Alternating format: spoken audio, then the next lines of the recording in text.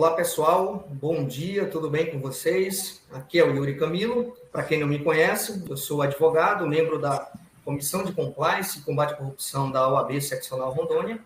E estamos iniciando a quinta live, na verdade, em parceria com a ICTS Proactivity, né? Já estamos fazendo diversas lives, mais de 10 lives aí desde o início da pandemia, da quarentena, né?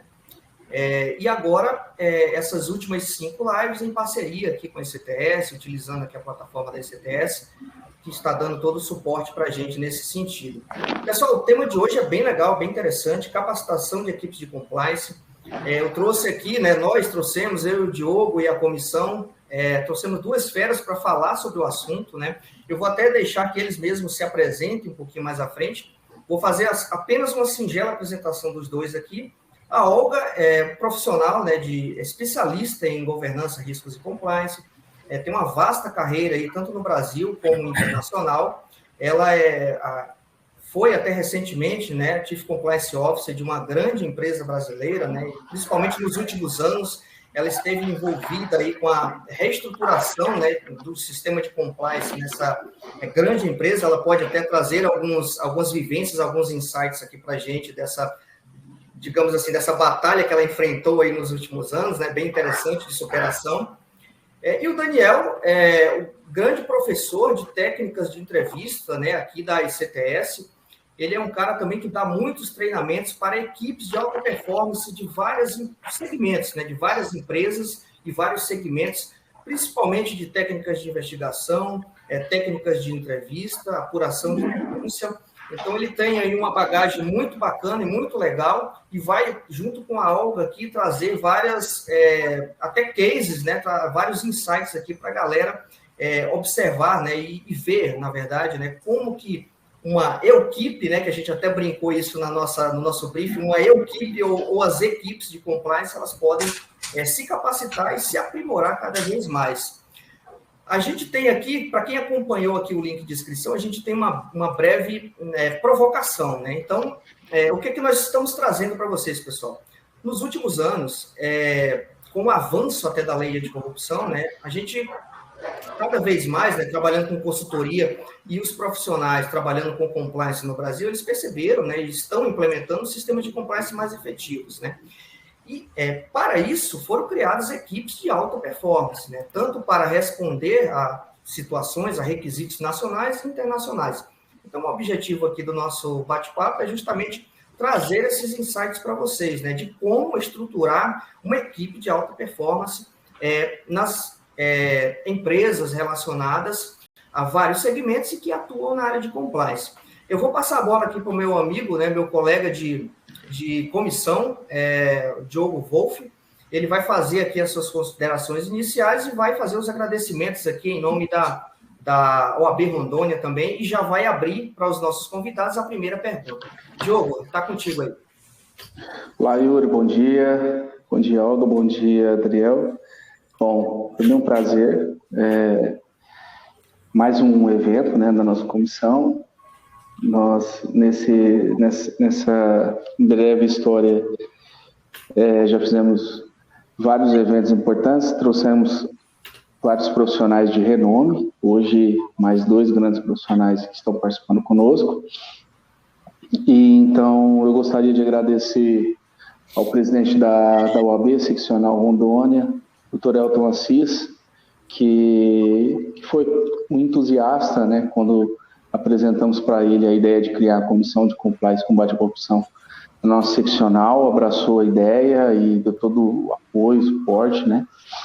Também ao presidente da comissão, Dr. Marco Kobayashi, meu amigo, parceiro aqui e conterrâneo, e também ao membro, nosso amigo aqui, Yuri Camilo, que é o grande idealizador desses eventos e organizador desses eventos, nos proporcionou estar com profissionais altamente gabaritados nesses últimos 3 anos, vivendo experiências engrandecedoras para todos nós aqui, para a comissão. Então, obrigado, Yuri, agradecer você e na sua pessoa, todos os demais membros da comissão. Gostaria de cumprimentar também os nossos convidados, Olga Pontes, Daniel Lima. Muito obrigado por aceitarem o convite, tirar um tempo na agenda de vocês para estar conosco nesse dia, um dia muito especial para nós, né? Mais um grande evento da comissão, né? Essa comissão que ainda é uma criança, né? Está aí completando os seus primeiros 3 anos de vida, mas que já trouxe para nosso seccional uma dezena de grandes eventos. Apesar de que nós tivemos que participar todos eles assim, né? Online, né? À distância, né? Não temos o calor humano de estarmos juntos, né? Mas nesses 3 anos nós estivemos com grandes profissionais nos enriquecendo e enriquecendo a comissão. Gostaria de cumprimentar todos os colegas que se inscreveram para assistir, desejar boas-vindas, que aproveitem bastante, explorem bastante nossos convidados aqui, que eles têm uma vasta experiência, uma história mesmo com compliance e programas de integridade no Brasil e no mundo também, né? São profissionais com carreiras internacionais, então vamos aproveitar bastante essa oportunidade. E eu começo com uma primeira provocação bem simples, objetiva, né? Existe algum pré-requisito para um profissional trabalhar com compliance? E aí, qual dos nossos colegas vai dar o pontapé inicial? Vamos lá. Daniel, você, eu? Por favor, pode ser a primeira. Obrigada. Bom dia a todos. Obrigada aos rapazes aí, Yuri, e você também pelo convite, por estarmos aqui ao AB Rondônia, né? Eu tenho certeza que quando a gente compartilha conhecimento, compartilha experiência, a gente multiplica. Esse é o grande poder da educação e maravilhoso estar falando aqui com vocês sobre capacitação.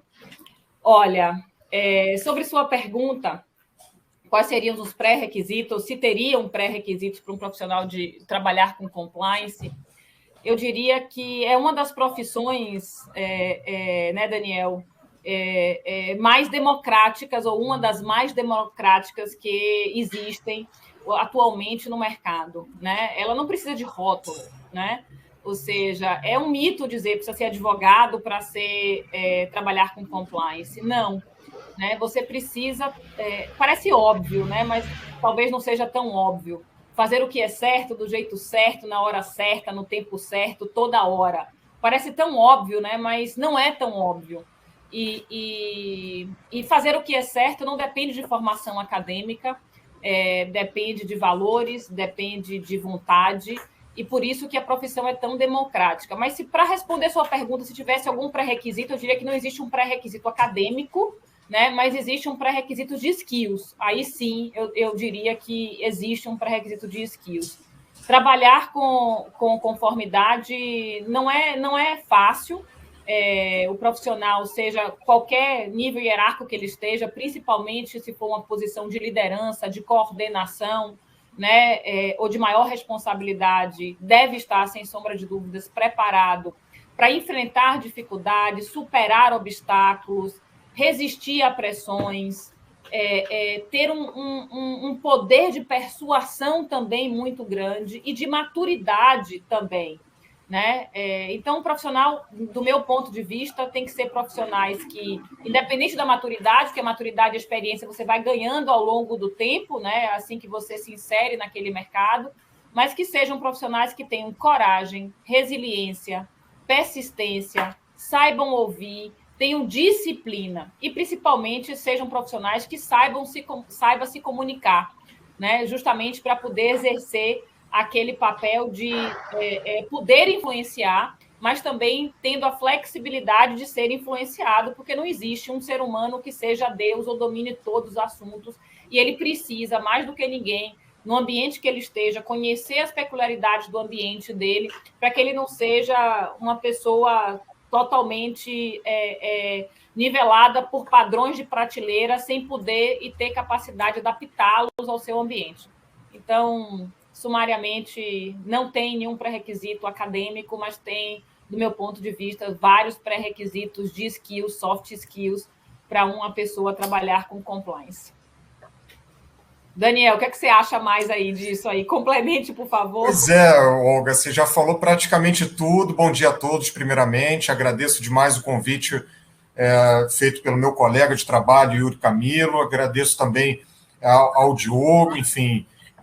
Bom dia, Olga. É um prazer participar dessa live com todos vocês. Praticamente a Olga já completou o tema, né? Eu diria que o compliance vem de uma expressão to comply, né? Está em conformidade com diretrizes, normas, regulamentos, políticas, legislações, enfim.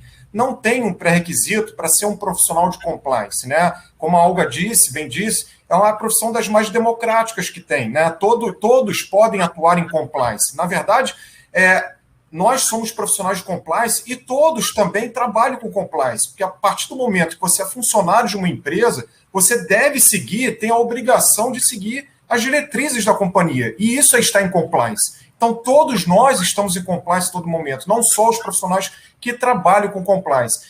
E, na verdade, exatamente um mito, né, achar que o profissional de compliance ele tem que ter uma formação acadêmica em direito, enfim, já ouvi muito isso. E, evidentemente, que não. A gente conhece vários profissionais de compliance muito competentes que têm formações das mais diversas, enfim. Então, eu acho que os valores morais, a ética, né, eu diria como os principais requisitos para o profissional de compliance.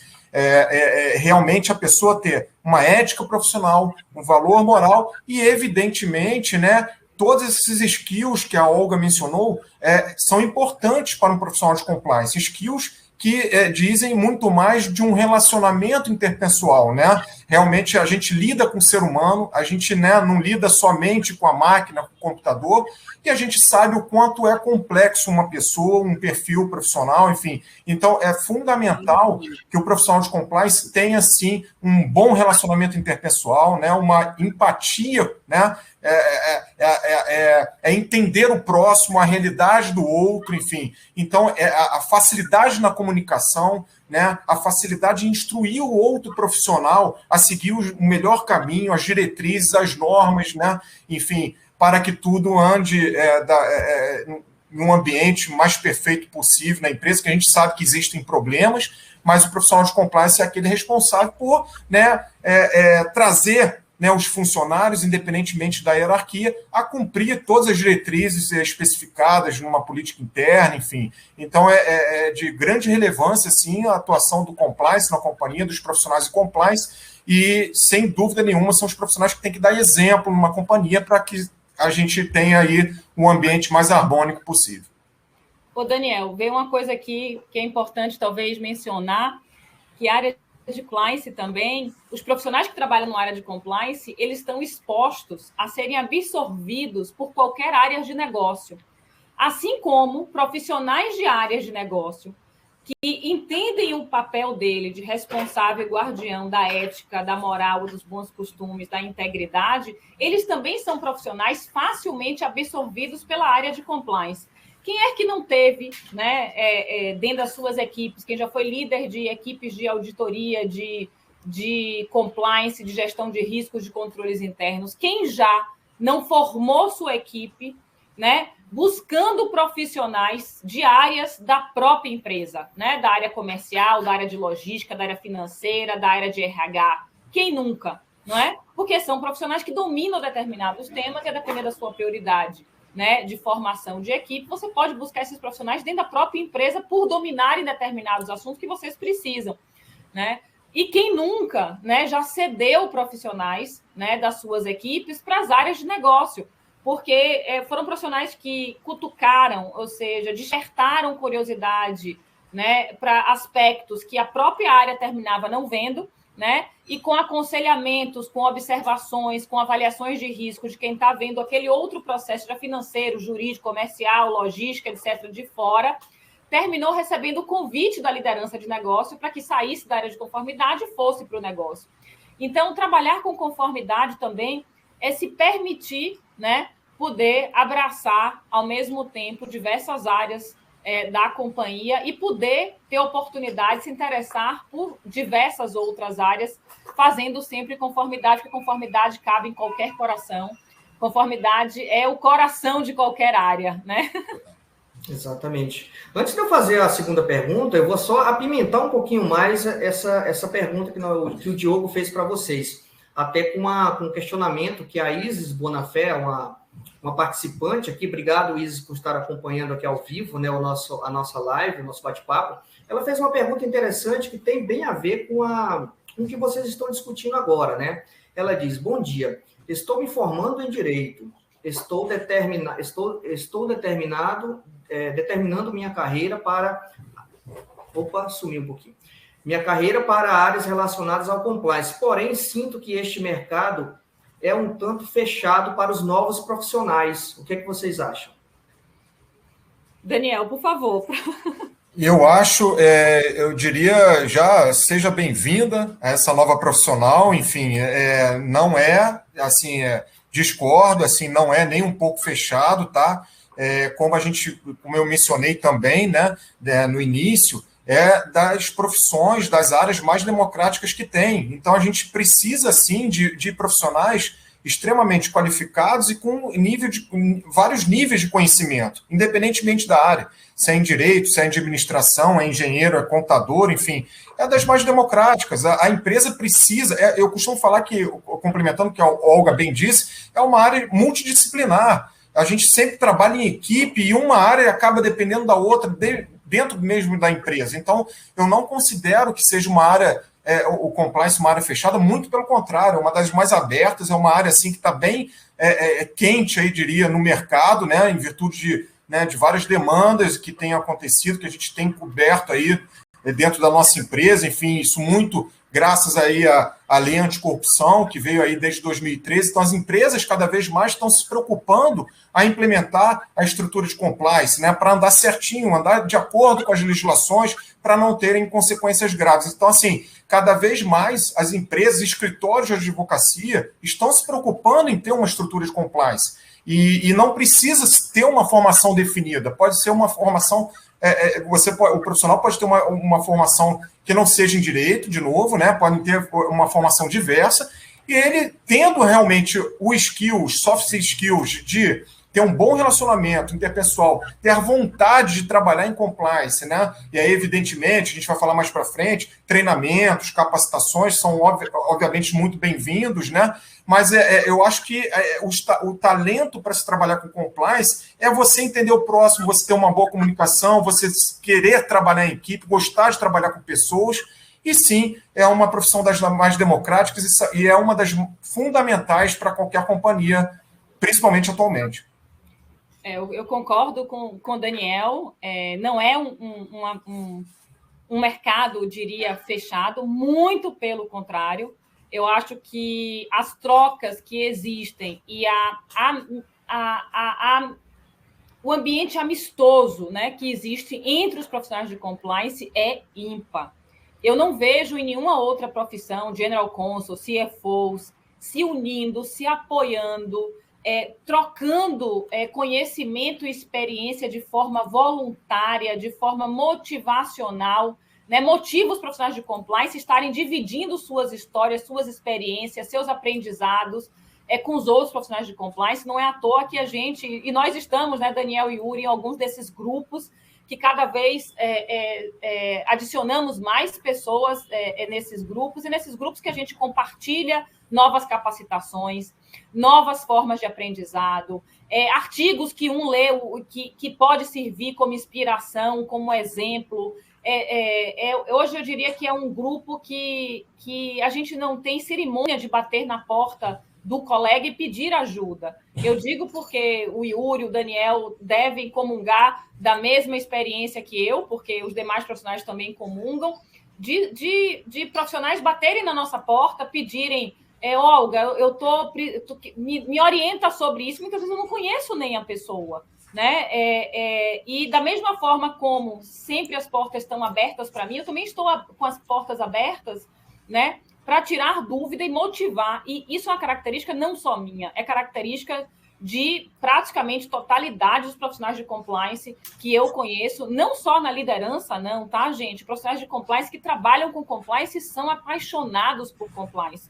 E, obviamente, só complementando, os skills são essenciais, né, Daniel? Mas os skills eles têm que estar sempre acompanhados de uma capacitação sobre o tema. Não é só ter skills e aplica. Você tem que ter skills e você ter algum tipo de atuação dentro de conformidade ou na área que você já atua, seja que não seja conformidade, mas seja qualquer outra área da empresa, ou capacitações específicas. E hoje, graças a Deus, o mercado está bastante rico em capacitações, não só nacionalmente, como internacionalmente. A gente consegue encontrar diversas capacitações de alto nível, né, com muita vivência teórica, né, cursos, especializações, masters, que dão para você o guideline de onde encontrar toda a teoria, que muitas vezes está disponível de forma gratuita no mundo,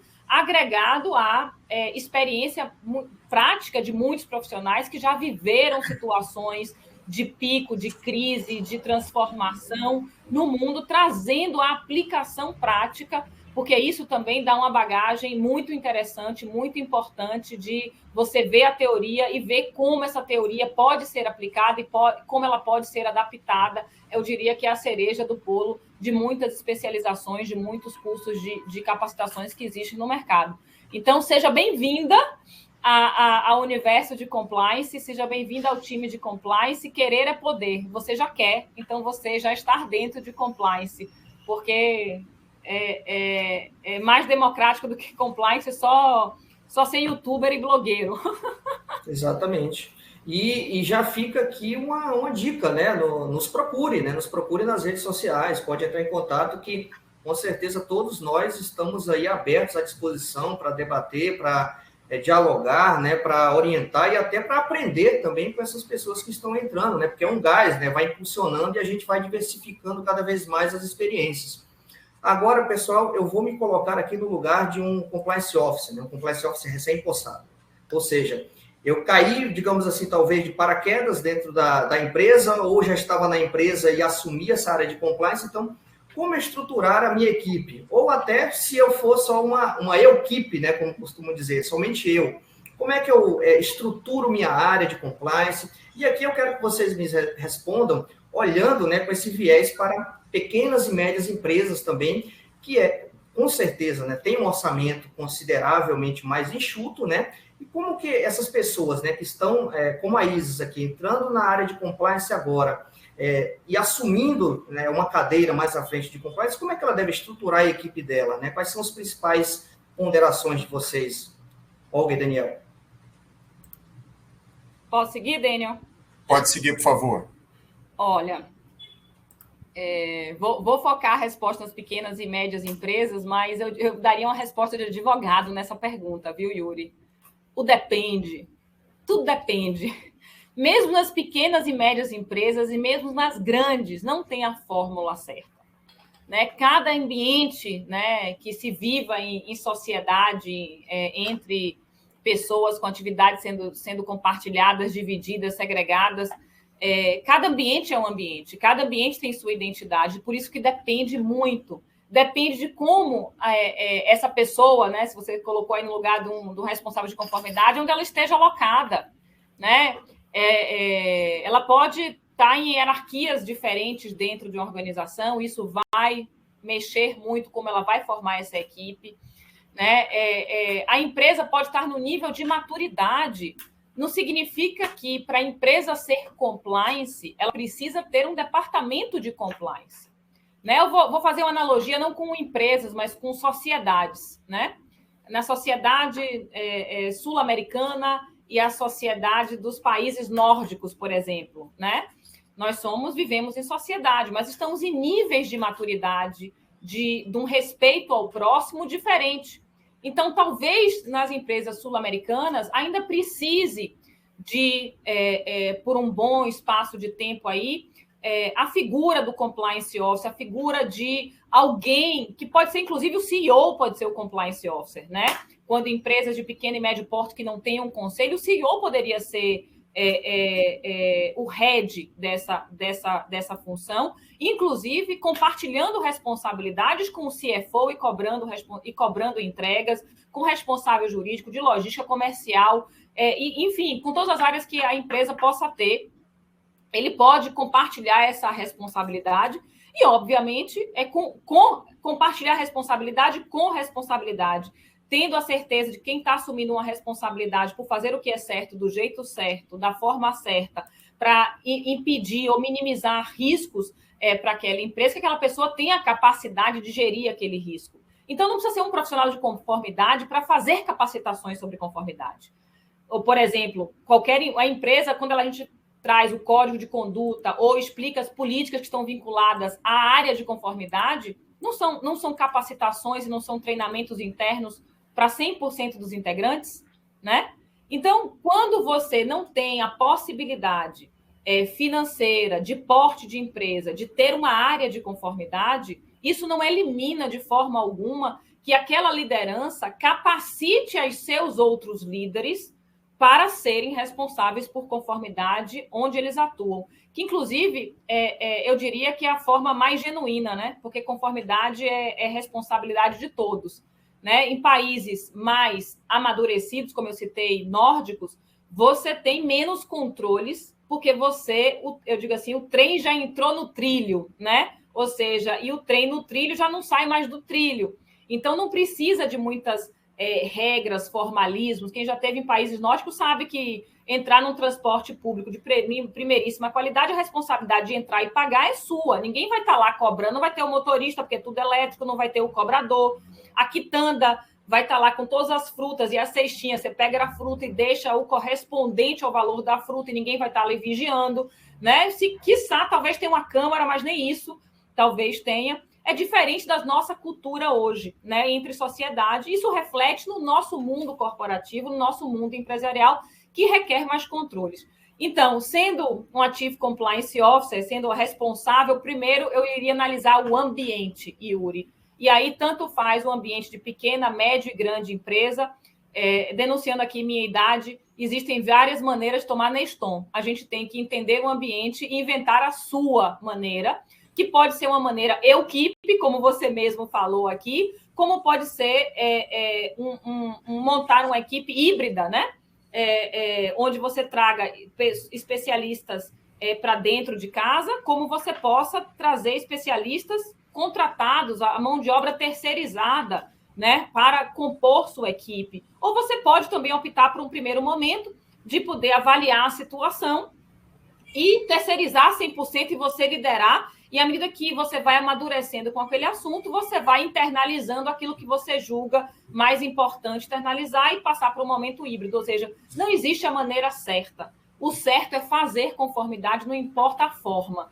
E aí, para compartilhar um pouco da minha experiência com vocês, afinal de contas, o Yuri comentou aqui no começo da live que eu reestruturei um programa de conformidade. Na realidade, eu não reestruturei, eu defini um programa de conformidade no auge de uma crise reputacional, talvez uma das maiores crises reputacionais do mundo, quando eu comecei a trabalhar no Odebrecht em 2016, né? Finalizei agora minha jornada, meu ciclo de aprendizado agora, recentemente, nesse mês agora que passou, em setembro, eu estou concluindo aí meu ciclo de aprendizado, porque todo ciclo é um aprendizado, todo ciclo a gente acumula bagagem, né?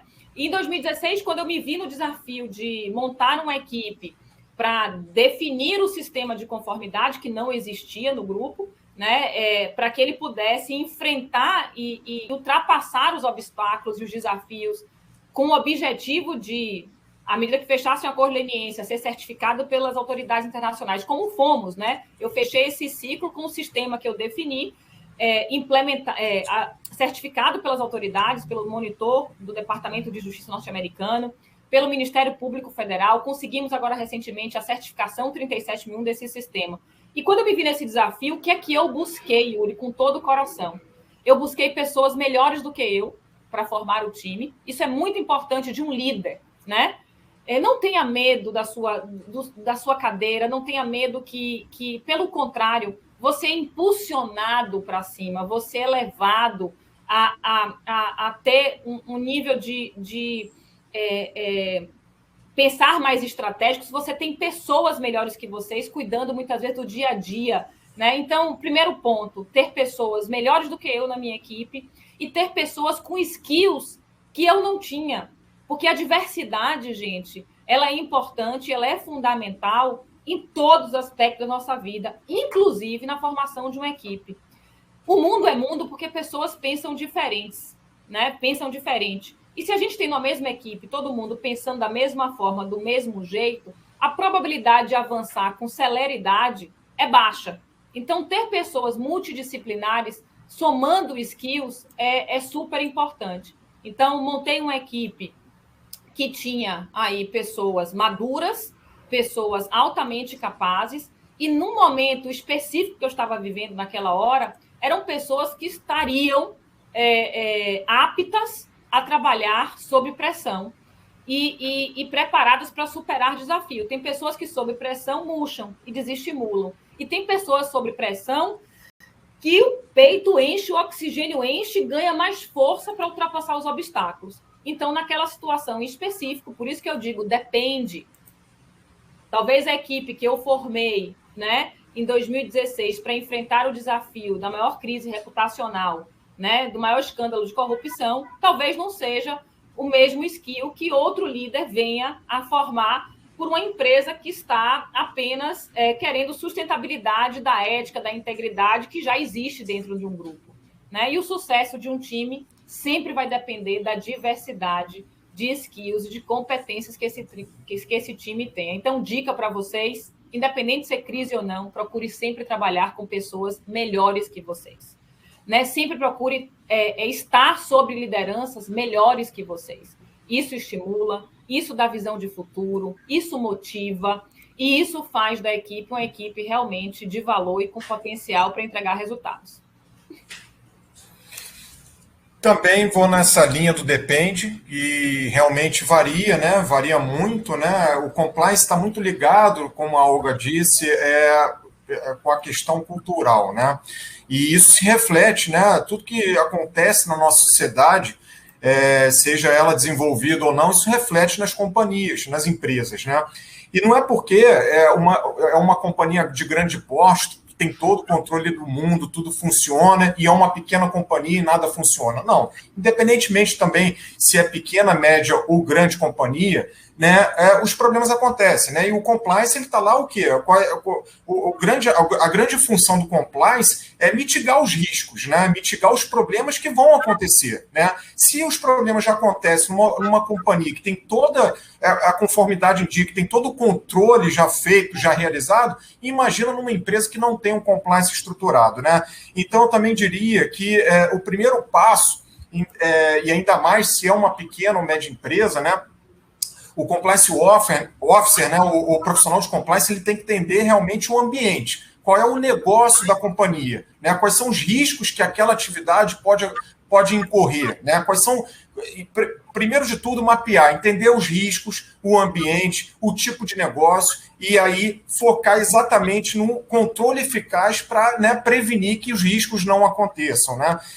E aí, é claro, né, são realidades diferentes, distintas, né, das pequenas e médias empresas para grandes empresas, quando, na verdade, as grandes empresas possuem mais, né, recursos aí para implementar de cara, né, os 10 pilares de compliance e tudo mais. Mas eu não perderia de vista alguns pontos básicos dos pilares de compliance. Né? Primeiro de tudo, mapear os riscos, né? Entender o ambiente, qual é o negócio daquela empresa. Evidentemente, um código de ética, uma política interna é muito importante, né?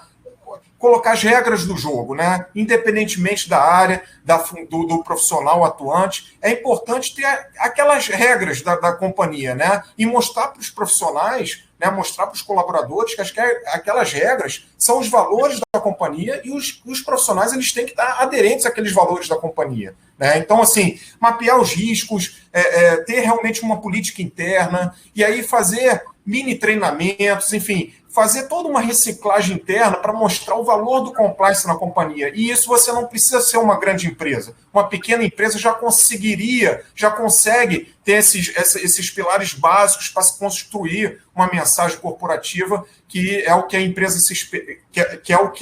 espera, né?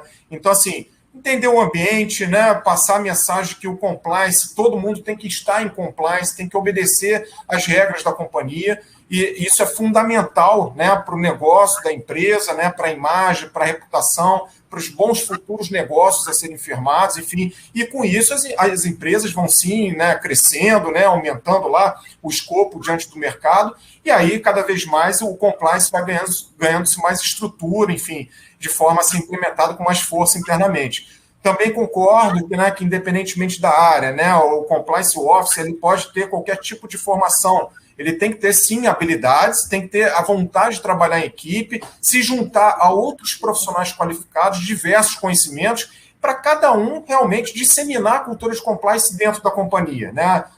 O compliance não pode ser uma coisa engessada, ele tem que ser muito pelo contrário, ele tem que ser pulverizado, ele tem que ser diversificado. E isso a gente precisa contar com profissionais de diversas habilidades, para ter cada vez um compliance mais forte, né? Então, resumo da ópera, eu também diria que, primeiro de tudo, seria mapear os riscos, entender o ambiente, entender o principal negócio da companhia. E, evidentemente, ter um código de conduta, né, disseminar treinamentos, de repente, e fazer due diligence, né, de profissionais, né, por exemplo, programas de compliance, contratação de colaboradores, você entrevistar, né, fazer um background check para saber quem é aquele profissional que está entrando na sua empresa, quem é aquele parceiro, aquele fornecedor que você está fazendo negócio, enfim. Então, realmente, ter preocupações básicas são importantes, independentemente do porte da companhia. Muito bom. Muito bem, Daniel. Eu acho que nessa mesma linha do que os colegas acabaram de falar, né, a gente entra na terceira provocação, que seria quais as orientações para a capacitação do profissional de compliance, né?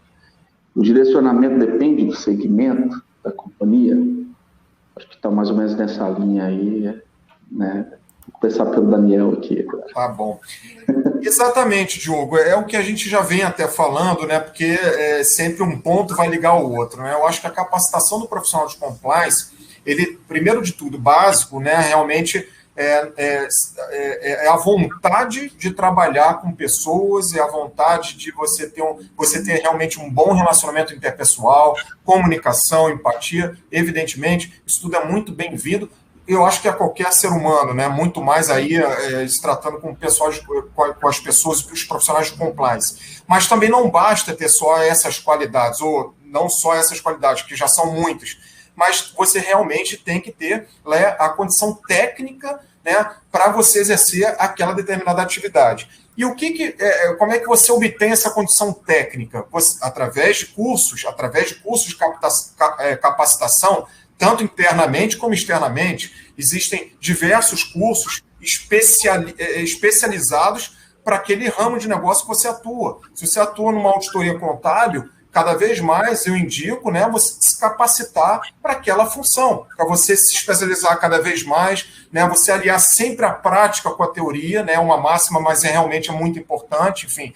Por exemplo, técnicas de entrevistas, que é uma das minhas especialidades na ICTS Productivity. É muito importante, e a gente passa por vários cursos de reciclagens internas, mas é muito importante também a gente buscar capacitações externas, cursos externos de capacitação, né, para a gente cada vez mais poder exercer melhor as nossas atividades, porque a gente aprende todo momento, todo dia, né, não tem assim, acho que a perfeição não existe, a gente cada vez mais a gente vai aprendendo e a gente aprende muito na prática, né? Seja fazendo uma investigação, seja fazendo um processo de entrevistas, né? Aplicando treinamento. Eu acho que é fundamental o profissional se aperfeiçoar cada vez mais, né? Porque erros todo mundo vai cometer, a gente comete todos os dias, não importa se a gente é bastante experiente num determinado assunto, a gente ainda assim vai cometer erros e a gente vai procurar sempre, é importante que a gente procure sempre melhorá-los, né, para melhorar o seu desenvolvimento, para que aquele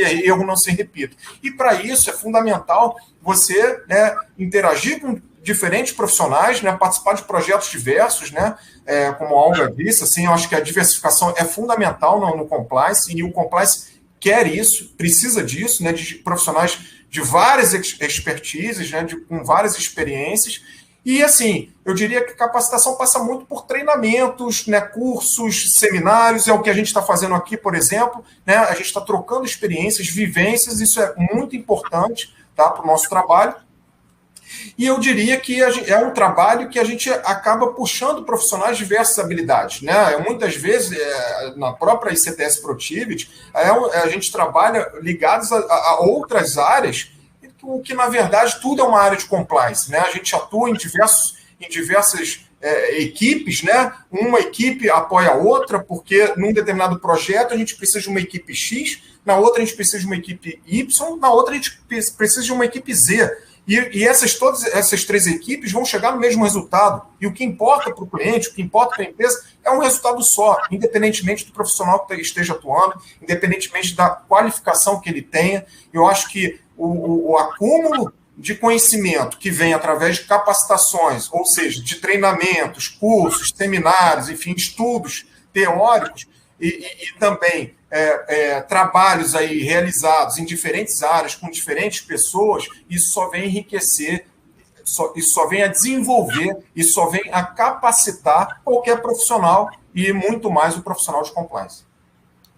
Perfeito, Daniel. Se me permite, depois dessa rica resposta, complementar uma coisa com um pensamento que não tenho dúvida que vocês também irão comungar, né? Diogo, quando a gente fala em que orientações para capacitar, a gente tem que ter um cuidado muito extremo para não terceirizar a responsabilidade de se autocapacitar para qualquer outra pessoa, seja para o pai, para a mãe, para o chefe, para a empresa, né? Nós somos agentes dos nossos próprios destinos, né? Ou seja, nós somos responsáveis pelo caminho que a gente quer traçar e pelo caminho que a gente vai perseguir. Então, a gente tem que ter em mente que quando a capacitação não vem de forma óbvia e natural pelo seu líder, pela sua empresa, isso não significa que você tem que estar parado, significa que você deve ter uma inquietude ainda maior do que a que você já deveria ter naturalmente, né? Porque conhecimento está aí à disposição de todos nós. Vivemos na era da informação, a gente tem que ter cuidado apenas para qualificar muitas vezes a informação quando ela chega. E em época de mundo em pandemia, isso potencializou exponencialmente o acesso à informação, a capacitações que muitas vezes dependia de morar 1 ano e meio no exterior para ter acesso a X, Y profissionais. Muitas vezes tem esses profissionais num clique na sua casa, todo dia de noite, compartilhando experiências com você, porque o mundo virou digital, o mundo virou virtual, e os preconceitos sobre a virtualidade, né, caíram por terra. Então, considerando que nós somos agentes dos nossos próprios destinos, né, e você está num ambiente corporativo, não dependa apenas, é importantíssima a capacitação externa, mas eu classifico capacitação sempre em 2 grandes pilares. A capacitação no trabalho, né, que é o que você aprende todos os dias. Afinal, eu com 25 anos de experiência, já fiz alguns MBAs na minha vida, vivo cursando capacitações, vivo me movimentando e dando aula. Inclusive, dar aula é uma das formas de eu aprender, porque eu termino lidando com uma pluralidade de pessoas de níveis de maturidade diferentes, com experiências, vivências, histórias de vida diferentes, que me enriquecem. Enriquece muito o meu repertório e me faz criar várias analogias do que eu já absorvi ao longo da minha experiência, né? Você classifica, você tem 2 pilares, né? Educação no trabalho, que é muito rico, né? A bagagem que cada um leva das experiências vividas no ambiente corporativo, que não foi no mundo acadêmico, e tem a do mundo acadêmico, que é a cereja do bolo para as experiências. Inclusive, eu costumo dizer que quando você vai para o mundo acadêmico, né? Fazer, por exemplo, um MBA, uma especialização, com alguma bagagem corporativa, você absorve muito mais do ambiente acadêmico.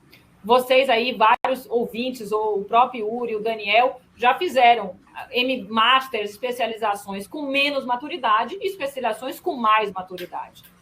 Então, com mais maturidade, você interage muito mais, você torna-se um agente de troca dentro daquele ambiente. Você está ali para aprender e para conceder, para doar conhecimento e informação. Quando você vai menos maduro para o ambiente externo, você está lá apenas para absorver, para ser uma esponja daquilo tudo. Então, o que eu quero dizer é, dentro do ambiente corporativo, não se satisfaçam apenas com o que joguem na sua frente. Cutuquem, provoquem, diga, eu quero participar. Mas que você ouça, mas você não tem experiência. Mas eu quero aprender, eu posso ser ouvinte? Eu posso participar desse projeto?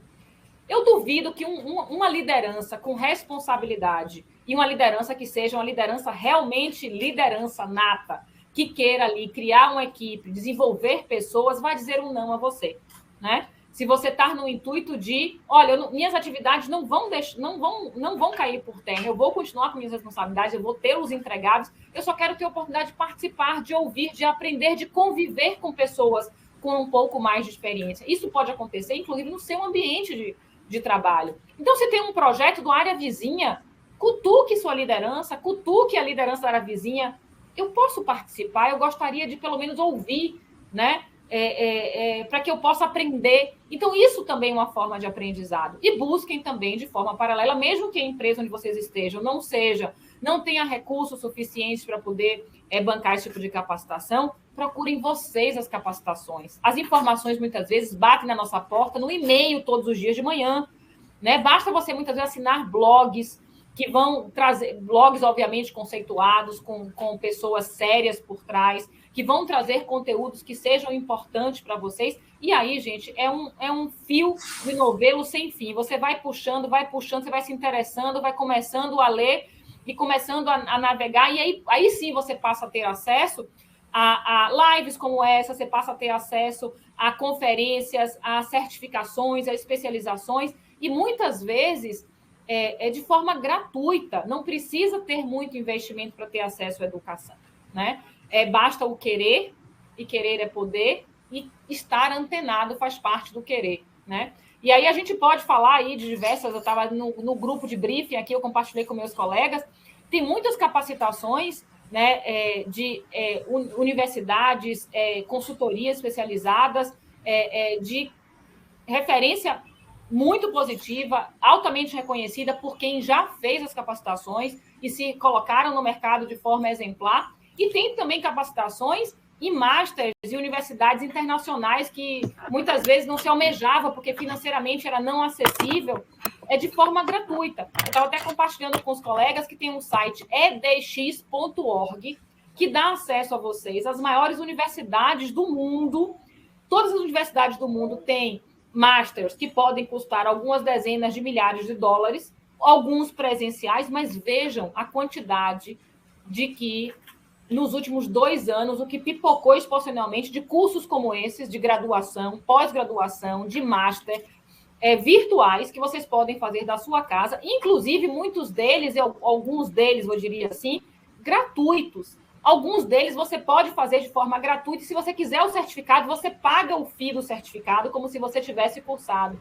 Ou seja, as modalidades são inúmeras, ou seja, nós temos um leque de opções muito grande para todos os bolsos, para todos os gostos. O importante é não ficar parado, o importante é não estagnar e você, profissional, ser agente do seu próprio destino e não depender de ninguém, ficar com o braço cruzado. Ah, mas a empresa que eu estou não dá. Ah, mas eu não tenho tempo. Tempo se faz.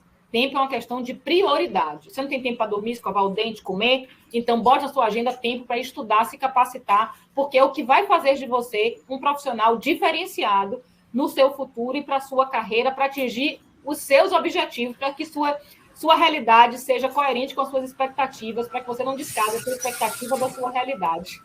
Exatamente. Vocês acabaram de dar aí uma aula motivacional para o pessoal. Então, pessoal, vamos levantar da cadeira e correr atrás. Só para repetir para o pessoal, Olga, edx.org, isso, né? Isso. O Bruno, nosso suporte, ele vai colocar no chat aí para vocês, pessoal, para vocês fiquem à vontade para acessar, porque é bem interessante, tá? Tem algumas perguntas no chat aqui, eu vou logo para elas. O Luiz Rodrigues, ele fez algumas perguntas. Obrigado, Luiz. E você fez até uma pergunta realmente um pouco fora aqui do nosso tema, Luiz, mas se der tempo nós vamos ler aqui e debater com o pessoal, tá bom? Eu vou ler essa que o Luiz Rodrigues fez, que tudo indica que vocês já responderam, mas se vocês quiserem acrescentar alguma coisa, e até a do Rafael Oliveira também, grande Rafael, grande amigo aí, que sempre está participando aqui das lives. Então, vamos lá. O Luiz, ele pergunta o seguinte: à medida que as empresas passam por momentos econômicos diversos, como convocar a alta administração da importância de sempre apoiar, incentivar cursos de reciclagem e especializações, né? Então, acho que foi mais ou menos essa batida que vocês deram já, né? De não somente esperar, né, a alta direção, mas a gente também correr atrás, né? Se motivar para correr atrás e buscar nosso próprio caminho, né? Trilhar um norte aí, buscar nosso próprio caminho. Eu vou já abrir para vocês. Eu poderia acrescentar isso. Sim. Primeiro, se a gente tiver que estar cutucando e provocando a alta administração, a gente já tem um desequilíbrio aí na cultura de integridade, tá? Porque aí não é o poste fazer xixi no cachorro, né? A gente está tendo um desnivelamento aí de um ambiente equilibrado de cultura de integridade, porque a cultura de integridade, o primeiro a patrocinar, deveria ser a alta administração. Mas uma vez que ela, por exemplo, está com recursos enxutos, recursos escassos, e você, profissional de compliance, que está lá dentro da hierarquia, você pode virar para ela e dizer o seguinte: olha, alta administração, eu sei que a gente está com recursos escassos, mas você já visitou o site da ONU, né, do Pacto Global da ONU? Você já viu quantas capacitações e pílulas de capacitações sobre temas diversos existem lá, que são gratuitos e podem ser replicados dentro do nosso ambiente, né? Ou seja, desculpa, gente, justificativa, a gente cria para tudo. É o famoso racionalização, né? Quem corrompe racionaliza, quem erra racionaliza. Isso faz parte, né? Aí o Daniel vai dar aula aí, é o especialista nesse assunto. Faz parte do ser humano, né, racionalizar quando ele toma uma atitude muitas vezes não reta, né? Uma atitude não coerente, né? Ele desvirtua aí na sua conduta ao longo da sua trajetória. Então, ele racionaliza. Então, a questão orçamentária também é uma forma de racionalizar. Dizer, eu não estou no momento, a crise, a pandemia, o home office. Gente, tudo isso é desculpa, tudo isso é racionalização para não fazer. Então, é mais motivo ainda para que a gente provoque, né? Porque a pandemia só trouxe possibilidades maiores, né, de capacitações virtuais mais acessíveis, né, para um determinado público, obviamente, tem outros públicos do ambiente corporativo que não são acessíveis, né, ao virtual, porque as restrições tecnológicas e de acesso à tecnologia, etc. Mas, de um modo geral, ele potencializou. E a gente tem que estar preparado para desmistificar a racionalização. Por isso que lá no começo, uma das primeiras respostas que eu dei o profissional de compliance, ele tem que ter bagagem, ele tem que ter conteúdo para que ele tenha argumentos. Porque quando a pessoa não tem argumentos, o CEO mandou, o conselho disse, o CFO quer assim. Então, se a gente estar vulnerável ao que o CEO mandou, ao que o conselho mandou, e num ambiente que existe uma fragilidade de cultura de integridade, a gente vai se tornar mais do mesmo daquele ambiente, e não um diferencial. E para ser um diferencial, a gente precisa ter bagagem, e para ter bagagem tem que ter vivência, né? Conviver com culturas diferentes, com pessoas melhores que a gente, com maturidade diferente, conhecer, estudar casos, né, de empresas, de situações, de pessoas, de vida diferentes, para que a gente possa ter bagagem, e tendo bagagem com conhecimento é a única forma de nos destacar, para levantar a mão e ter os argumentos, e ter as contraposições para fazer com que o outro reflita e veja que ele está racionalizando e que existem realmente formas baratas, gratuitas. Existem, gente, até livros. Como fazer compliance $1 por dia, né? Como fazer compliance R$5 por dia. Existem formas, né? E, obviamente, não é abraçando o mundo que você vai conseguir fazer isso, é fazendo a avaliação de risco aí que o Daniel comentou, vendo o que é prioritário, e você vai atacando o que é prioritário. Afinal de contas, fazer compliance é muito óbvio, né? Mas é óbvio, mas não é tão simples fazer. Existe toda uma engenharia por trás disso, né? Exatamente. Então, aí meu acréscimo, a sua resposta do colega aí que no chat fez a gente Luiz aí. Oliveira. Ô, Daniel, aí a gente aqui já entraria também, acho que você já tocou bastante nesse assunto, mas se quiser, vocês dois, né, quiserem reforçar para o Rafael Oliveira, ele pergunta, na implantação da área de compliance, em qual processo o Compliance Officer deve envidar mais esforços, né? Acho que você já comentou um pouquinho sobre isso, mas... Sim, já comentei, só que, se me permite, só vou fazer um reforço, complementando o que a Olga comentou, e eu concordo plenamente com ela, que é muito fácil, fica muito confortável racionalizar, né? E eu acho que compliance é a vontade de querer fazer acontecer, de querer fazer aquilo que é certo, em conformidade com as regras, as políticas, as melhores práticas, eu diria, em conformidade com os valores morais e éticos, né? Então, isso perpassa qualquer situação econômica. Como a Olga demonstrou, existem cursos e treinamentos de graça. E isso, conhecimento, não necessariamente tem a ver com qualquer situação econômica ou financeira da empresa. O conhecimento, e o exemplo vem de cima. Eu também acho que o exemplo que o colega deu no chat seria uma situação invertida, porque o exemplo de qualquer empresa, ele tem que vir da autoadministração. E aí sim ser cascateado, ser disseminado para todo o corpo de funcionários.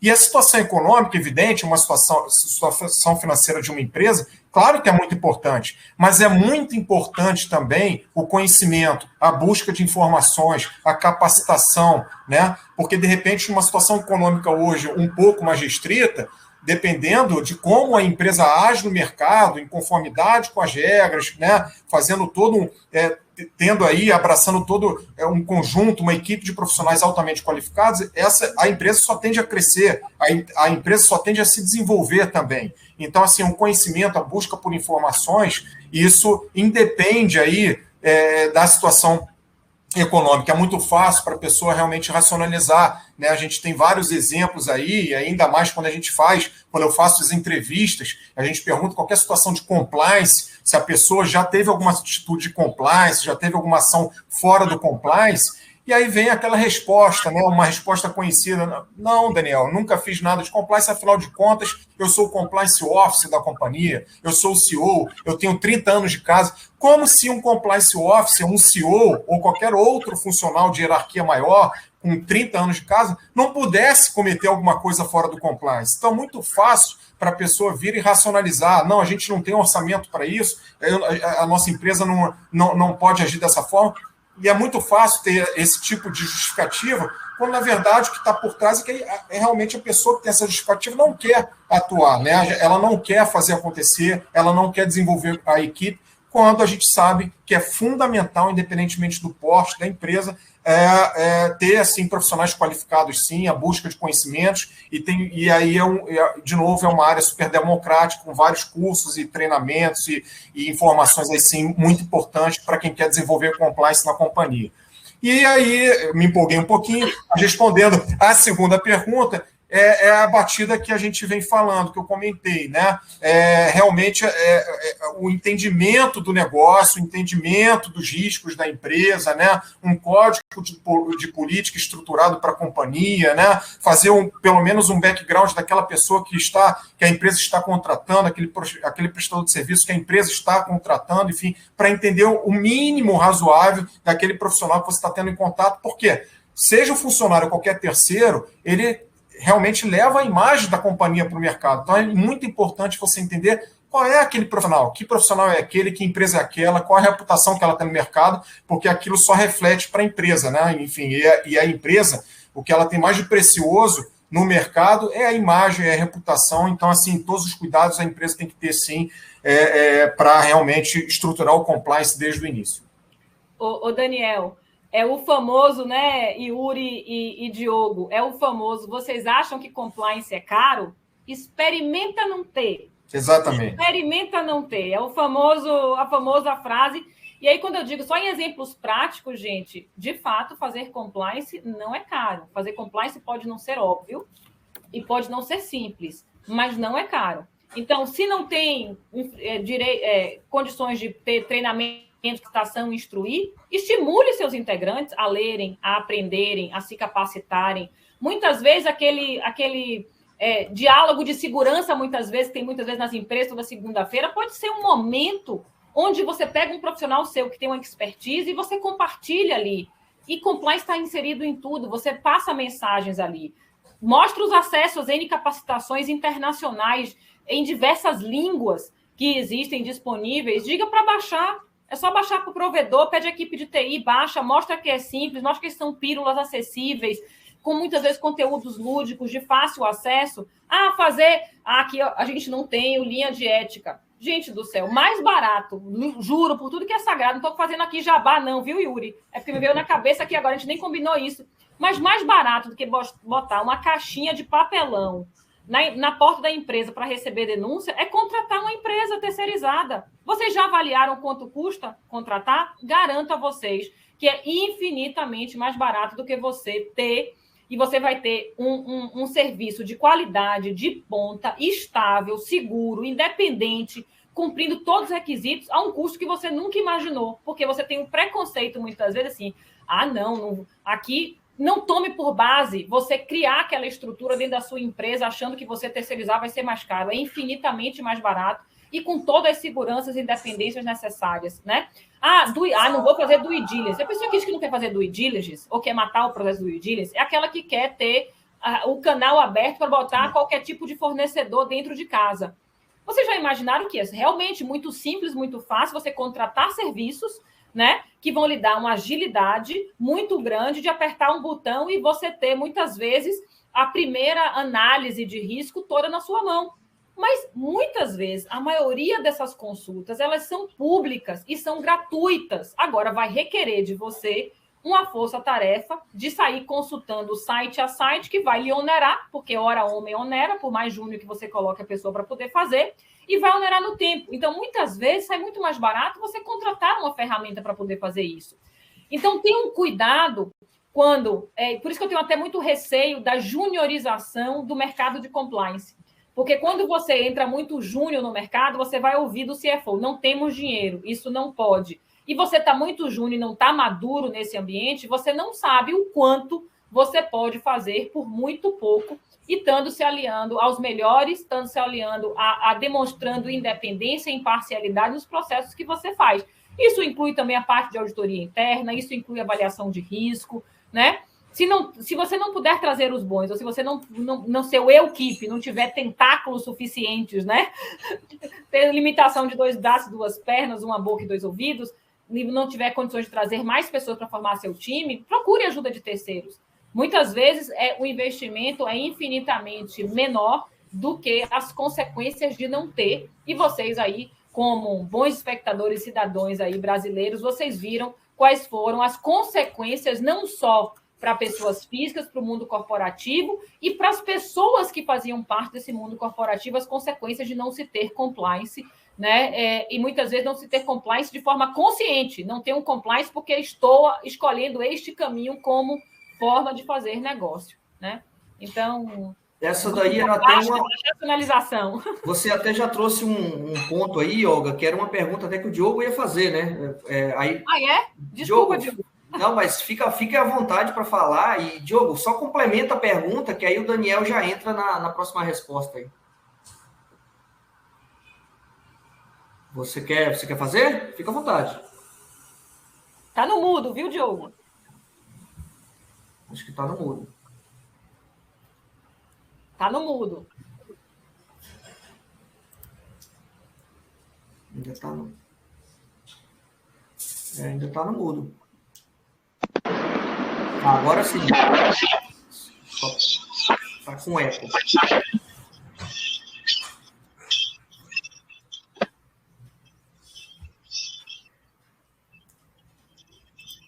Tá mudo ainda.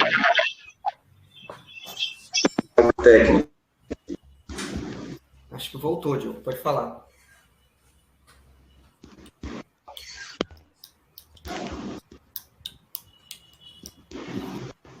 Júlio, você me escuta? Se você puder. Tá legal. Essa daqui já... Acho que você tem que deixar no mudo aí, Diogo, porque tá dando eco. Acho que foi agora. Não, é justamente para complementar o que a Olga estava falando, né, sobre essa questão do Compliance Officer buscar parcerias externas, né, para se capacitar e para capacitar a equipe dele, né. Então, o que é que vocês têm? Como a Olga já entrou um pouco no tema, eu vou jogar para o Daniel, aí vocês complementam também esse finalzinho. Então, como que pode ocorrer isso, Daniel? Essas parcerias externas, né? A Olga já trouxe a questão do canal de denúncia, o que é que você tem a acrescentar? Acho extremamente válida essa parceria externa, né? O profissional de compliance officer sempre trazer, independentemente dos recursos que ele tem internamente para desenvolver o compliance nas empresas, ele trazer realmente experiências e conhecimentos externos, né? Através de cursos, treinamentos, capacitações. Quanto mais conhecimento, gente, quanto mais conhecimento, informações com diversos profissionais qualificados, melhor para a companhia, né? Isso mostra que a empresa está aberta a entender como é que está o mercado, o que está sendo aplicado, como é que está funcionando, enfim. E essa troca é muito boa, né? Entender como é que a concorrente está atuando, isso é extremamente válido e é fundamental, sim, que o compliance officer, né, que o profissional aí responsável pelo compliance da companhia esteja aberto a essas situações de contratar empresas e atividades externas para o quê? Para reciclar a sua equipe de compliance, para reciclar os seus profissionais, porque a qualificação ela é uma via de mão dupla, né? A qualificação é importante para a pessoa, é importante para o profissional, é importante para a empresa. Porque um profissional altamente qualificado vai produzir melhor, vai ser capacitado, vai entregar um bom resultado, e isso tudo reflete para a empresa e vice-versa. E a empresa caminhando bem também vai se refletir no desenvolvimento e no crescimento dos profissionais. A gente mesmo, né, na ICTS, eu aplico e realizo vários treinamentos de técnicas de entrevistas, né, de técnicas de apuração de investigação, de apuração de casos de assédio, né, e é muito importante, né, como a Olga até mencionou lá atrás, essa troca, né, como eu diria que um curso, quando a gente aplica um treinamento, não deixa de ser uma aula, não deixa de ser um curso, né, e eu sempre abro o treinamento explicando que a melhor forma de você fazer um treinamento é ter uma turma participativa, né, ter uma turma colaborativa, porque eu falo um pouquinho da minha vivência, dou um pouco da minha experiência, e eu preciso da experiência deles também. Eu acho que um curso, um seminário, né, uma aula, é muito importante que seja aberta, né, que seja assim, um espaço aberto à troca de ideias, à troca de conhecimentos, a uma troca de experiências. E eu vejo muito, quando eu aplico esses treinamentos pela ICTS, que é muito enriquecedor para mim, né? Eu consigo passar, né? Assim, dependendo do escopo, né? Se é um treinamento aí voltado para entendimento de casos de assédio, a como se apurar casos de assédio, ou como se fazer uma investigação, como é que funciona, de repente, um fluxo num canal de denúncias, né? Como se passa, né? Como funciona técnicas de entrevistas exploratórias e confirmatórias, isso eu gosto também de falar bastante. Isso é muito importante para a gente até entender quais são as dúvidas dos profissionais, né? E a gente aprende muito com eles. Então, eu vejo muito nessas aplicações de treinamento que profissionais, por exemplo, têm dúvidas de como aplicar, de como terceirizar, de qual é o fluxo exato de um canal de denúncia, qual é a importância disso. E a gente consegue, sim, através do treinamento, passar a importância de um canal de denúncia, como a Olga comentou, como é muito importante para a empresa. Como, de repente, é menos custoso e muito interessante, é muito importante. É um dos pontos de partida para qualquer empresa. A gente consegue tratar isso. Eu consigo também ver num treinamento de casos de assédio que as pessoas, e é muito natural, elas têm dúvidas em saber o que de fato é um assédio moral, o que de fato é um desvio de comportamento, é uma postura inadequada, porque o assédio moral tem sim as suas subespécies, né? Enfim, e é muito importante essa troca, entendendo sempre a realidade de cada um, né? E técnicas de entrevistas também, é muito interessante a gente passar um pouco do nosso conhecimento, seja para o público específico que entende, né, exatamente o que a gente faz, seja de repente para um público que não tem conhecimento, mas eu vejo que, e aí é um ponto importante, né? O treinamento de compliance é muito importante a gente aplicar, a gente ter essa troca com nós, profissionais de compliance, mas como com qualquer outro profissional, com um profissional de qualquer área. O compliance, nós trabalhamos compliance, somos da área de compliance,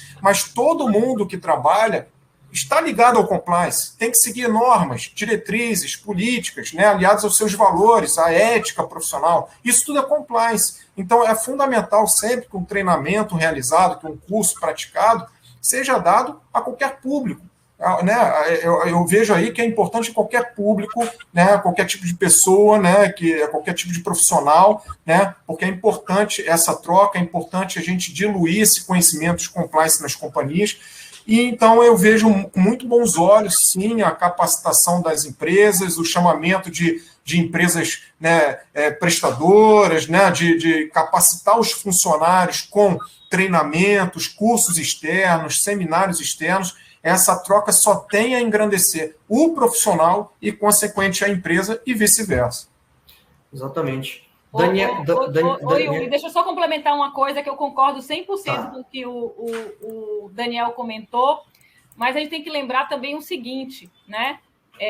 Dentro do universo corporativo, quando a gente é um Chief Compliance Officer, é um líder de compliance, a gente também tem que pensar na formação de quem vai nos suceder, porque todo líder também está preocupado, não só tomar conta da casinha, olhar para o futuro, mas avaliar quem vai suceder a gente em qualquer ambiente, e também quem não é o Chief Compliance Officer deseja crescimento profissional, tem que também avaliar os caminhos para que vire um Chief Compliance Officer no ambiente corporativo.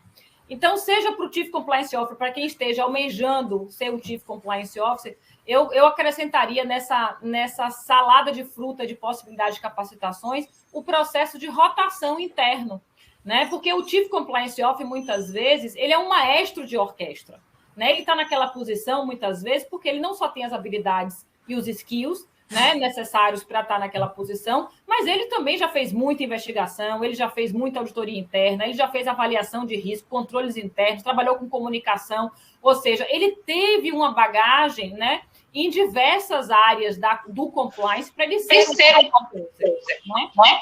E acho que Diogo entrou no mundo aí, Diogo. Põe no mudo, Diogo. E aí, o que acontece? Quando você tem a possibilidade de fazer rotação na sua própria equipe, obviamente, você pode ter queda de produtividade no processo de rotação, porque você vai ter ciclos que as pessoas estão aprendendo a fazer alguma coisa porque elas eram especialistas na área anterior. Mas essa perda de produtividade ou de agilidade na entrega de resultado, muitas vezes, é a maturidade do líder em apostar nessa queda para ganhar futuramente. Muitas vezes, para você dar um passo maior para frente, tem que dar 2 para trás para conseguir alcançar resultados melhores. Então, eu acrescentaria a tudo que o Daniel falou, a questão da rotatividade interna, para que as pessoas tenham capacidade, dentro do mundo corporativo, terem possibilidade de almejar posições mais estratégicas, porque eles dominam mais, e, ao mesmo tempo, o maestro de orquestra ele pode contar com o maior número de profissionais mais preparados para substituí-lo quando ele vá assumir outros desafios ou tenha uma redefinição de estratégia de carreira à medida que ele julgue necessário. Exatamente. Ótima colocação dos dois. Muito interessante essas ponderações de vocês. E tem um ponto aqui que o Luiz Rodrigues ele colocou, que vai ser a nossa última pergunta, e eu peço até que vocês, até pelo horário de vocês mesmos, né, eu peço que vocês sejam um pouquinho mais sucintos para a gente conseguir responder ao Luiz. Ele alega até que fugiu um pouquinho do tema, mas tem a ver até com uma pergunta que a gente ia fazer e a gente troca pela do Luiz aqui. Ele fala o seguinte, né? Ele se refere ao processo de investigação, né? Ele comenta o seguinte: antes da pandemia era tudo presencial, né? As interações era tudo presencial. Mas e agora, né? Nesse ambiente de home office, nesse ambiente de pandemia e esse ambiente híbrido, né? Assim, mesclando presencial e online, como que funciona, né, esse processo de investigação, esse processo até de obtenção de declarações das pessoas, né? O que é que vocês têm a comentar para o Luiz, Olga e Daniel sobre essa questão de aprendizado das investigações na era home office, né, que veio para ficar? O que é que vocês têm a dizer? Eu vou deixar essa resposta com o Daniel, nosso expert no tema. Quem sou eu para responder essa? Vai lá, Daniel. Olga. A sua resposta. Vai lá, Daniel. Está contigo. Vindo de você é uma honra, Olga. Obrigado. Mas eu não queria ser sucinto, mas eu vou ser, né? Porque é uma resposta aí que, né, é um ponto muito bem colocado pelo Luiz, né?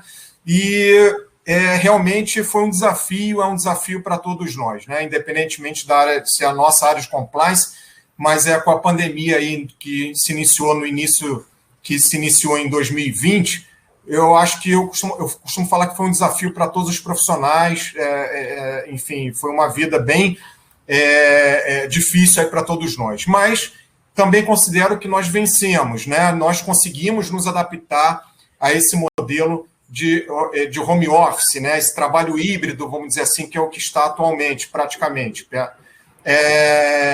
O home office, na verdade, ele era um tabu, né? E eu costumo falar que a gente conseguiu vencer esse tabu, a gente conseguiu mostrar que a gente consegue fazer o nosso trabalho, ainda mais o trabalho de compliance, o trabalho de investigação, a gente consegue fazer também no ambiente remoto, né? A gente consegue e o trabalho tem que continuar. A gente faz todas as nossas investigações, evidentemente antes, muito mais presencial, mas hoje a gente faz, em grande parte, a gente faz online. A gente tem uma série de ferramentas que a gente analisa online. A gente mantém interatividade, eu nunca fiz tanto call, tanta reunião na minha vida como eu venho fazendo, né? E imagino que todos nós, todos vocês também, mas a gente mantém a todo momento contato com os clientes, contato com as empresas, e eu vejo que as demandas até aumentaram, né? Os contatos são muito... A gente está muito distante e muito próximo ao mesmo tempo, né? Parece até paradoxal falar isso, mas é verdade. O trabalho continuou e continuou de uma forma muito forte. O compliance só tem crescido, a gente tem mantido relações muito boas com os clientes, com as empresas, e a gente consegue sim fazer o nosso trabalho, tanto de compliance como no investigativo. Para exemplificar, teve uma situação no início da pandemia, surgiu um treinamento de compliance para ser aplicado, justamente no início da pandemia. Então, a gente não podia aplicar de forma presencial, tinha que ser remoto. E aí, eu debati internamente com a minha equipe, enfim, e a gente pensou, poxa, como é que a gente vai aplicar um treinamento remoto de técnicas de entrevistas quando é fundamental o contato com a pessoa, lá o presencial, né? Até porque a gente aplica, a gente coloca aí vários conceitos, conhecimentos teóricos e também tem muitas simulações práticas. Como é que a gente vai fazer isso remotamente? E aí eu me lembro muito bem que a gente teve um projeto piloto lá no início de 2020, né? A gente falou, vamos vencer essa barreira, vamos ver como é que vai ficar, porque eu acho que sim, vai dar certo. A gente fez toda uma adaptação no material, no nosso trabalho, nós tivemos que repensar todas as atividades, e no moral da história, no final das contas, o trabalho foi um sucesso, o treinamento online foi um sucesso, que a gente deu ali a parte introdutória de compliance, a parte de investigação propriamente e a parte técnica de entrevista, né? Eu fiz com que o entrevistado simulasse um com o outro, né? Como a gente está fazendo aqui, e a gente entrava com os comentários e tudo mais, enfim, final, moral da história, o treinamento foi um sucesso e desde então só tem crescendo bastante né, esses treinamentos remotos de técnicas de entrevistas, de investigação. Eu vejo que e aí, graças a Deus, agora a gente consegue sair sim, né? Eu volto e meio eu viajo, faço ainda, né? Tenho aí trabalhos presenciais, quando assim o trabalho requer, né? Eu faço ainda conversas presenciais, que em determinados momentos o presencial acaba sendo insubstituível, mas eu vejo que o remoto ele veio para ficar, né? Esse trabalho híbrido, ao menos, veio para ficar. A gente consegue sim fazer as nossas atividades de investigação, agora cada vez mais adaptados aí, então, à LGPD, né? E a gente consegue sim fazer o nosso trabalho, tanto de investigação como de entrevistas, de conversa, assim como a gente está fazendo. Depois daqui eu vou fazer uma conversa, eu vou ter uma entrevista com uma pessoa que está em outro país, enfim, eu vou fazer tranquilamente a entrevista, que acaba sendo um levantamento de informações. Então, assim, não fui sucinto, mas é porque eu me empolgo nesses assuntos, mas, assim, o trabalho remoto a gente consegue sim fazer, tá? Dentro das nossas atividades, e é muito importante. Eu vejo que nada mudou, nada afetou nesse sentido, foi um desafio que a gente conseguiu superar. Agora, claro, a gente agora mistura, né? A gente faz de uma forma híbrida, fazendo trabalho remoto e também fazendo o presencial cada vez mais agora com o surgimento das vacinas, enfim, e cada vez mais o ambiente sendo melhorado aí para o nosso país e para o mundo, a gente tende aí a voltar aí ao próximo do normal. Mas eu acho que o trabalho tem sim está sendo feito de uma forma normal e a gente consegue fazer sim um trabalho de sucesso, mesmo que remotamente. Olga, quer acrescentar? Não, concordo em gênero, número e grau. Não existe razões, mais uma vez, para racionalizar e não fazer. E o Daniel, aí, na vivência prática dele na pandemia, demonstrou isso. E eu concordo e assino embaixo, Yuri. Tá legal. Pessoal, infelizmente, eu digo infelizmente porque o tema está muito legal aqui. Eu já tinha outras perguntas até para fazer aqui para vocês, mas vai ficar com uma parte 2, talvez, né? Infelizmente, estamos encerrando aqui a nossa live, né, sobre capacitação de equipes de compliance. Agradeço a todos, agradeço meu parceiro de comissão, o Diogo, e agradeço especialmente aos nossos convidados, né, o Daniel e a Olga, pela gentileza em ter aceitado, né, um pouquinho, colocado um pouquinho do seu tempo, né, do tempo de vocês e das experiências de vocês aqui, para a gente sempre aprender, né, que eu acho que o legado aqui dessa nossa live é aprendizado constante, né? Então, não existe aquele que sabe tudo, né? E ainda mais quando a gente está falando de comportamento humano, que é a principal atividade de compliance, né?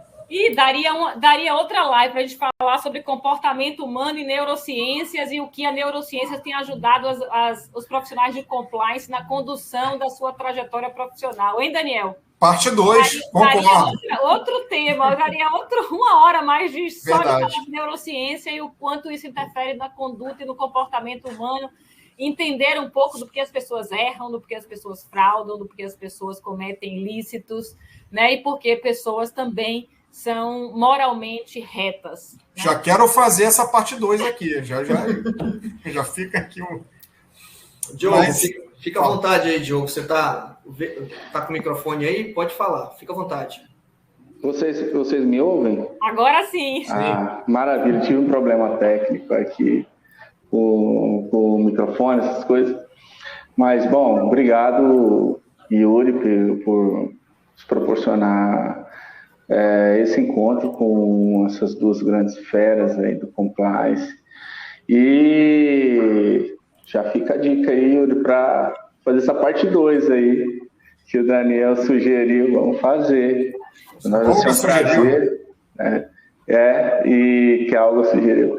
E, bom, eu acho que, não sei se posso falar em nome da comissão, mas como membro ativo, agradecer vocês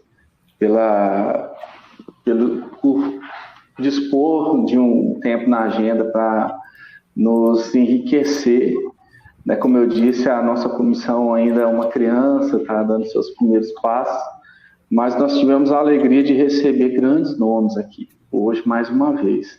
Então, para nós é um prazer imenso, fico muito feliz, agradeço a todos os envolvidos, toda a comissão, nosso presidente, Yuri, que sempre, com o maior esforço possível, tem nos proporcionado esses encontros, trazendo esses grandes nomes para nos ajudar nesse crescimento.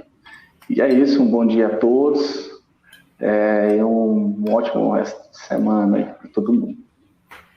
Pessoal, obrigado, estamos encerrando a live de hoje. Ela vai ficar gravada no canal do YouTube da ICTS Proactivity e também no canal do YouTube da OAB Rondônia. Então, fique à vontade, acho que daqui a algumas horas já vai estar lá esse material.